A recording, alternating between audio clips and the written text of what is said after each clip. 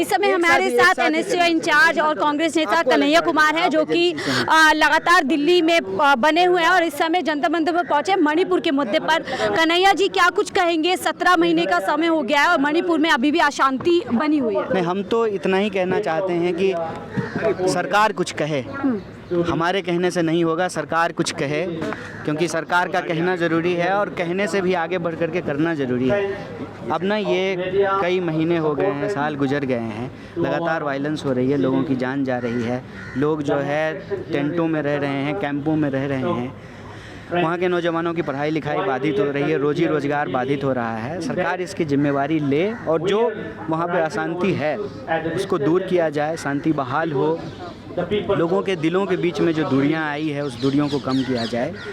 तो हमारे कहने से नहीं होगा, सरकार कहे और सरकार करे। सर, लगातार आप लोग विपक्ष के तौर पर बोल रहे हैं कि चर्चा कीजिए, क्या चर्चा से भाग रही है सरकार?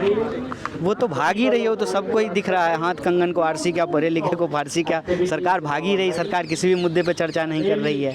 तो सरकार का काम यही है कि जब सदन चले तो विपक्ष सवाल उठाए और जो है उसके सवालों का जवाब जो है सरकार दे। यही लोकतंत्र की परंपरा है। तो सरकार जो है इस परंपरा का न सिर्फ उस परंपरा को छोड़ रही है, तोड़ रही है, बल्कि लोकतंत्र की भी जो एक हेल्दी डिस्कोर्स होता है कि विपक्ष अपना काम करे और सरकार अपना काम करे, उसको पुनर्बहाल करने की जरूरत है। इंडिया ब्लॉक के नेता यहाँ प्रदर्शन कर रहे हैं, क्या वजह है? आवाज़ वहाँ आवाज़ उठाने की कोशिश कर रहे हैं ना, सरकार सुन नहीं रही है। सरकार जो है किसी भी मुद्दे पे सकारात्मक चर्चा नहीं चाहती है और जो है जिस सवाल का जवाब विपक्ष को नहीं सरकार को देना चाहिए, वो सवाल जो है विपक्ष के मत्थे मर रही है। सदन चलाने का काम सरकार का है और विपक्ष का काम है सवाल उठाना। विपक्ष जो सवाल उठा रही है उस पर चर्चा कराने का काम सरकार का है।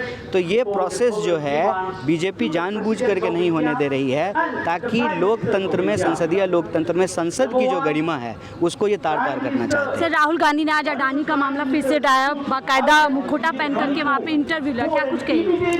अडानी का मुद्दा इस देश के आम लोगों का मुद्दा है, क्योंकि इस देश के लोगों का रोजी रोजगार छीन करके, इस देश के लोगों के खून पसीने की कमाई से जो पोर्ट बनाया गया, एयरपोर्ट बनाया गया, आज उसको अपने गलत तरीके से, मनमाने तरीके से अपने दोस्त की तिजोरी में पहुंचाया जा रहा है। इसीलिए अडानी का सवाल राहुल गांधी जी के लिए और कांग्रेस पार्टी के लिए इस देश के लोगों के न्याय का सवाल है। और जब तक जो बेईमानी किया है, चोरी किया है, भ्रष्टाचार किया है, उसके ऊपर कार्रवाई नहीं होगी, हम ये मुद्दे उठाएंगे। बात आप कर रहे हैं, चुनाव का डेट अनाउंस करके डेट बदल दे रहे हैं। पहले एक डेट पे चुनाव तो करा लें। तो वही तो कह रहे हैं, तो फिर शिक्षा की बात क्यों नहीं करते हैं? शिक्षा की बात वो क्यों करेंगे? शिक्षा उनका मुद्दा नहीं है ना, इसलिए वो शिक्षा पे बात नहीं करते। राहुल गांधी को देशद्रोही भाजपा कह रहे हैं, आप पे भी कभी आरोप लगे थे?